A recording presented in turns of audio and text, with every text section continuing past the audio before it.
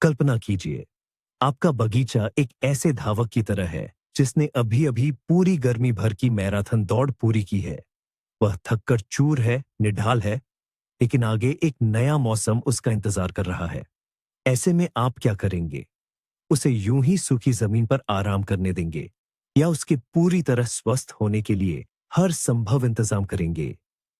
हमारी मिट्टी के साथ भी ठीक ऐसा ही है। पतझड़ का मौसम आराम करने का नहीं, बल्कि भविष्य की शानदार पैदावार यानी ढेरों फसलों की तैयारी का सबसे अहम चरण है। आज हम बात करेंगे कि पतझड़ में मिट्टी को सही तरीके से कैसे बेहतर बनाया जाए। और सबसे जरूरी बात, हम उन छिपी हुई गलतियों को समझेंगे जो हम में से कई लोग अनजाने में या अपनी पुरानी आदतों के चलते कर बैठते हैं। ये गलतियां हमारी वसंत में की गई सारी मेहनत पर पानी फेर सकती है। हमारे साथ बने रहे और आप सीखेंगे कि कैसे एक थकी हुई जमीन को सिर्फ एक सर्दियों में एक असली उपजाऊ जमीन, एक काला सोना बनाया जा सकता है। तो फसलें काट ली गई है और खेती का मौसम अब पूरा हो चुका है। ऐसा लगता है कि अब वसंत तक आराम से बैठ सकते हैं, चैन की सांस ले सकते हैं। लेकिन यहीं पर हम बागवान या किसान एक बड़ी, शायद सबसे जरूरी गलती कर बैठते हैं। ये ऐसी गलती है जिसे अनुभवी माली भी जाने अनजाने में कर बैठते हैं। यह है अपने खेत या बगीचे को बस वैसे ही छोड़कर चले जाना, अपनी क्यारियों को खाली और प्रकृति के भरोसे छोड़ देना। आपको लगेगा, इसमें क्या गलत है? मिट्टी को तो आराम करना ही चाहिए।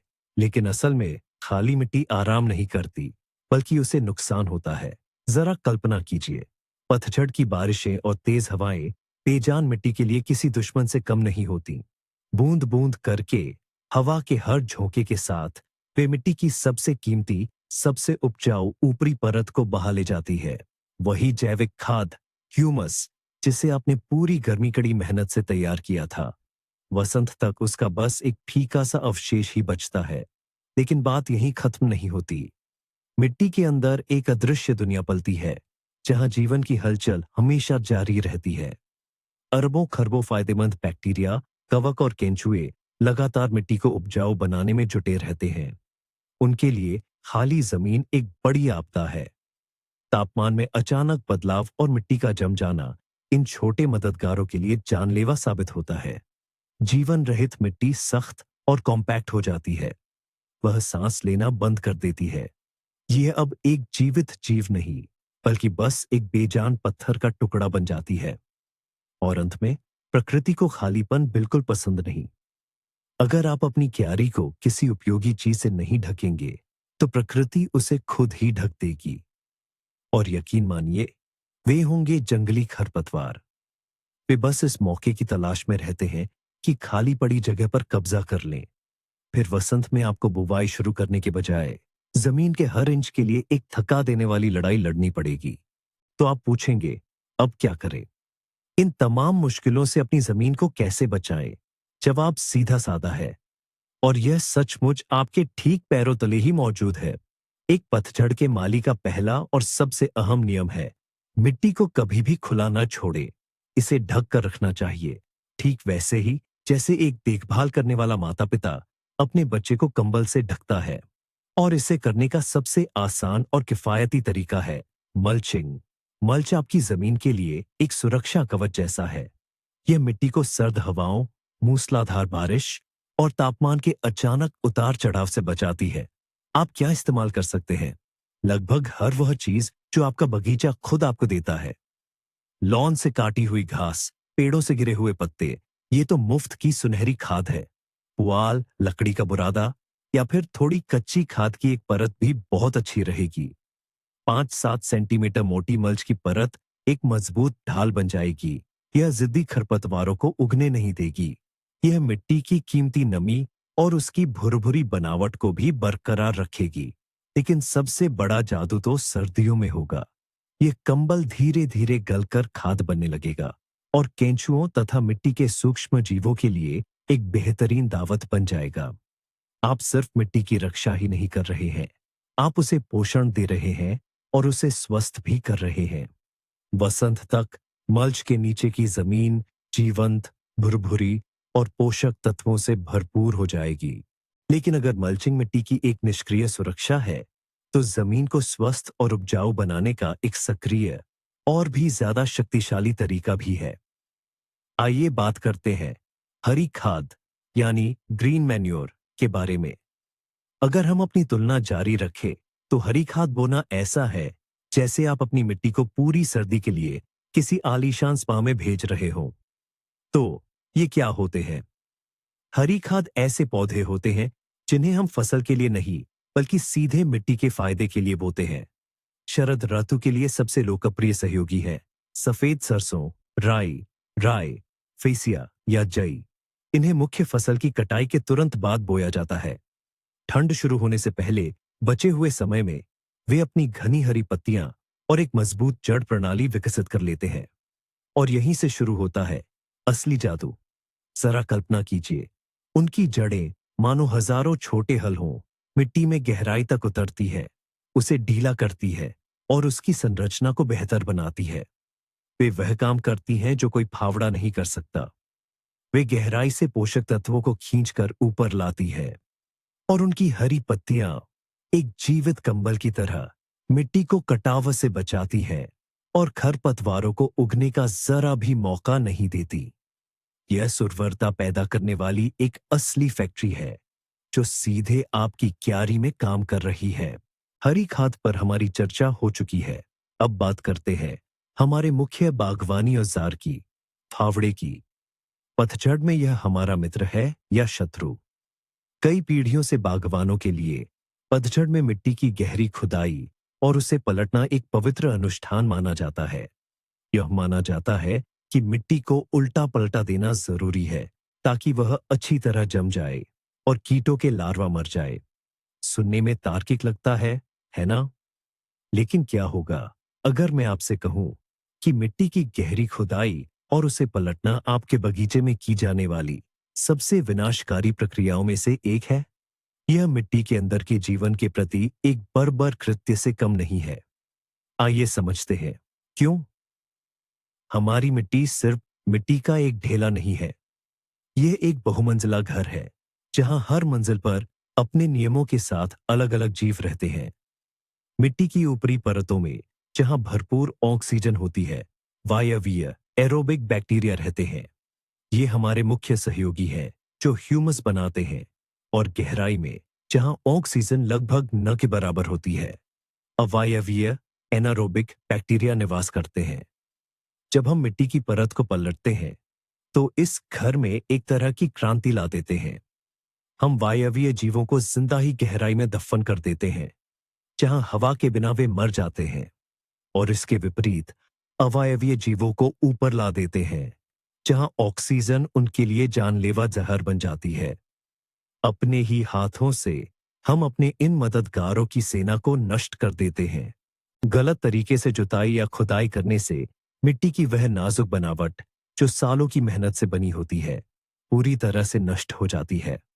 छिद्रपूर्ण और हवादार स्पंज जैसी मिट्टी की जगह जो नमी को सोख कर रोक सकती है, हमें एक संरचनाहीन और सख्त ढेला मिलता है। बसंत ऋतु में ऐसी मिट्टी पहली बारिश के बाद ही पानी से भर जाती है, ऊपर सख्त पपड़ी जम जाती है और पत्थर जैसी कड़ी हो जाती है। इसमें पौधों की जड़ों को सांस लेने और ठीक से बढ़ने में बहुत मुश्किल होती है। तो फिर इसका क्या उपाय है? क्या हमें मिट्टी को बिल्कुल नहीं छूना चाहिए? नहीं, पतझड़ में इसे हल्का ढीला करना जरूरी है, लेकिन यह काम बहुत सावधानी और समझदारी से करना होगा। इसके लिए सबसे सही उपकरण फावड़ा नहीं है, बल्कि फोकन का खुरपा या सामान्य बगीचे का कांटा, गार्डन फोर्क है। आपका काम मिट्टी को पूरी तरह से पलटना नहीं है, बल्कि इसे केवल 5-10 सेंटीमीटर की गहराई तक हल्का ढीला करना है। यह मिट्टी को अधिक हवादार बनाने और उसकी पानी सोखने व हवा के आने जाने की क्षमता को बेहतर बनाने के लिए काफी है। आप जैसे ऊपरी सतह को हल्के से कुरेद रहे हैं, जिससे उसकी बनी बनाई पारिस्थितिकी तंत्र भी नहीं बिगड़ती। इस तरह की हल्की और सावधानी पूर्वक जुताई आपके भूमिगत मित्र जैसे केंचुए के जीवन को बचाएगी और मिट्टी को सर्दियों के लिए बेहतर तरीके से तैयार होने में मदद करेगी। उसे एक बेजान रेगिस्तान बनने से रोकेगी। यकीन मानिए, आपकी जमीन और आने वाली फसल आपको इसके लिए बहुत बहुत धन्यवाद देंगे। अगला बड़ा और बहुत महत्वपूर्ण विषय है खाद, उर्वरक। शरद ऋतु, पतझड़, आने वाले मौसम के लिए पोषण का आधार तैयार करने का एक शानदार समय है। मन करता है कि क्यारियों में कुछ उपयोगी डाला जाए, थकी हुई मिट्टी को पोषण दिया जाए। लेकिन यहीं एक और आम गलती छिपी है, जो न केवल बेकार साबित हो सकती है, बल्कि नुकसानदायक भी हो सकती है। सबसे पहली और गंभीर गलती है शरद ऋतु में नाइट्रोजन युक्त खाद डालना। ये खनिज उर्वरकों, मिनरल फर्टिलाइजर जैसे यूरिया या अमोनियम नाइट्रेट और यहां तक कि ताजी गोबर की खाद पर भी लागू होता है, जिसमें भी नाइट्रोजन प्रचुर मात्रा में होता है। यह क्यों गलत है? कारण सरल है। नाइट्रोजन हरी पत्तियों और तनों के विकास को बढ़ावा देने वाला एक शक्तिशाली उत्तेजक है। ये पौधों को बढ़ो का आदेश देता है। लेकिन शरद ऋतु में यह आदेश पूरी तरह से अनुपयुक्त है। यदि आपकी क्यारियों में बारहमासी बहुवर्षीय पौधे बचे हुए हैं, तो ऐसी खाद नए अंकुरों के विकास को बढ़ावा देगी, जो ठंड से पहले परिपक्व और सर्दियों के लिए तैयार नहीं हो पाएंगे। वे निश्चित रूप से ठंड से जम जाएंगे, जिससे पूरा पौधा कमजोर हो जाएगा। और यदि आप खाली क्यारियों में नाइट्रोजन डालते हैं, तो यह बिल्कुल पैसे की बर्बादी है। लंबी शरद ऋतु और सर्दियों के दौरान अधिकांश आसानी से घुलनशील नाइट्रोजन बारिश और पिघले हुए पानी से मिट्टी से बह जाएगी। वसंत ऋतु तक आपकी उदार खुराक का कोई निशान नहीं बचेगा। तो फिर शरद ऋतु में अपनी जमीन को क्या दें? अगर बात करें रासायनिक खादों की, तो शरद ऋतु फास्फोरस और पोटेशियम के लिए सबसे उपयुक्त समय है। यही वो तत्व है जो जड़ों के विकास, फूलों की कलियों के निर्माण और पौधों की समग्र शीत प्रतिरोधक क्षमता के लिए जरूरी होते हैं। नाइट्रोजन के विपरीत ये धीरे धीरे मिट्टी में घुलते हैं। इन्हें शरद ऋतु में डालने से आप पोषण का एक दीर्घकालिक भंडार तैयार करते हैं। पूरी सर्दियों में ये धीरे धीरे पौधों द्वारा आसानी से ग्रहण किए जाने योग्य रूप में परिवर्तित हो जाएंगे और वसंत तक आपकी क्यारियां पूरी तरह से तैयार होकर नए मौसम का स्वागत करने के लिए ऊर्जावान होंगी। लेकिन अगर फास्फोरस और पोटेशियम मिट्टी के लिए विटामिन का काम करते हैं, तो उसके लिए असली और संपूर्ण आहार जैविक खाद ही है। और यहाँ शरद ऋतु की खादों का राजा सही मायनों में अच्छी तरह सड़ी हुई गोबर की खाद या परिपक्व कंपोस्ट को ही माना जाता है। यह सिर्फ पोषक तत्वों का एक संग्रह नहीं है, बल्कि यह तो जीवन है। जैविक खाद का प्रयोग करके आप न केवल पौधों को सभी आवश्यक पोषक तत्व प्रदान करते हैं, बल्कि सबसे महत्वपूर्ण बात, आप उन सूक्ष्म मेहनतकश जीवों को भी भोजन देते हैं, जो वास्तव में मिट्टी की उर्वरता का निर्माण करते हैं। जैविक खाद मिट्टी की संरचना में सुधार करती है, उसे भुरभुरी, नमी धारण करने वाली और जीवंत बनाती है। यह रेत को उपजाऊ जमीन में बदल देती है और चिकनी मिट्टी को हल्का व हवादार बनाती है। जैविक खाद को हल्की गुड़ाई करके मिट्टी में मिलाएं या फिर इसे मल्च के रूप में एक मोटी परत में बिछा दें। शरद ऋतु में आप अपने बगीचे के लिए इससे बेहतर कुछ नहीं कर सकते। बागवानी में एक और बहुत जरूरी चीज है, जिस पर ज्यादातर माली अक्सर आखिर में ध्यान देते हैं या कभी-कभी तो इसे पूरी तरह से नजरअंदाज कर देते हैं। यह है मिट्टी की अम्लता, मिट्टी का खट्टापन, जिसे कृषि विशेषज्ञ पीएच स्तर कहते हैं। आप भले ही सबसे बढ़िया और महंगे उर्वरक खाद इस्तेमाल करें, अपनी क्यारियों की कितनी भी अच्छी देखभाल करें, लेकिन अगर मिट्टी का पीएच स्तर आपके पौधों के लिए सही नहीं है, तो आपको अच्छी पैदावार नहीं मिलेगी। कल्पना कीजिए कि मिट्टी की अम्लता एक चाबी की तरह है, जो पौधों के लिए मिट्टी में मौजूद पोषक तत्वों तक पहुंच खोलती है। अगर यह चाबी सही नहीं है, तो समझो पोषक तत्वों के खजाने का दरवाजा बंद ही रहता है। बहुत ज्यादा अम्लीय, खट्टी या बहुत ज्यादा क्षारीय, खारी मिट्टी में पौधों की जड़ें फास्फोरस, पोटेशियम, मैग्नीशियम और दूसरे जरूरी तत्वों को ठीक से सोख नहीं पाती। ये तत्व मिट्टी में मौजूद तो होते हैं, लेकिन पौधों के लिए अनुपलब्ध रहते हैं। पतझड़ का मौसम इस समस्या पर काम करने के लिए सबसे सही समय है। मिट्टी की अम्लता को बदलने की प्रक्रिया, जैसे कि उसे कम करना, जिसे डीएसिडिफिकेशन भी कहते हैं, थोड़ी धीमी होती है। डाले गए पदार्थों को मिट्टी के साथ पूरी तरह से प्रतिक्रिया करने में समय लगता है, और लंबी सर्दियों के दौरान जो डोलोमाइट पाउडर, बुझा चूना या लकड़ी की राख आप पतझड़ में डालेंगे, उन्हें अपना काम करने के लिए पर्याप्त समय मिल जाएगा। वसंत तक पीएच स्तर सामान्य हो जाएगा और आपके पौधे पूरी तरह से पोषण प्राप्त कर पाएंगे, जिसका सीधा असर उनके स्वास्थ्य और भरपूर पैदावार पर पड़ेगा। और यहीं पर आता है वह सबसे बड़ा रहस्य, जो आपकी सोच ही बदल देगा। हमेशा से हम यही सोचते आए हैं कि पतझड़ में हम अपनी क्यारियों को अगली फसल के लिए तैयार करते हैं, लेकिन असलियत तो यह है कि उस वक्त हम किसी जीवित प्राणी को भोजन दे रहे होते हैं। आपकी मिट्टी सिर्फ एक मिट्टी का ढेर नहीं है, ये अपने आप में एक पूरा शहर है, एक ऐसा महानगर जहां अरबों जीव रहते हैं, बैक्टीरिया, फंगस, केंचुए और ना जाने कितने ही सूक्ष्म जीव।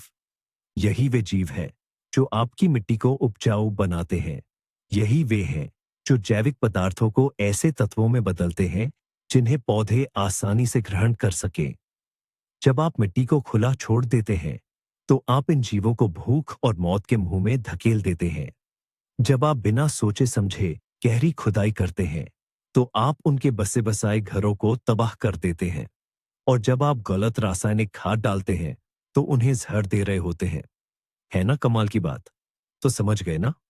पतझड़ में हमारे सारे काम सफाई के लिए नहीं, बल्कि इस भूमिगत सभ्यता की देखभाल और पोषण के लिए होने चाहिए। मिट्टी को मल्च या हरी खाद से ढककर आप उन्हें पूरे जाड़े के लिए सुरक्षित घर और भरपेट भोजन देते हैं। जैविक खाद डालकर आप उनके लिए एक शानदार दावत का इंतजाम करते हैं। गहरी खुदाई से बचकर आप उनके शांतिपूर्ण संसार को सुरक्षित रखते हैं। तो आइए बात को संक्षेप में समझते हैं।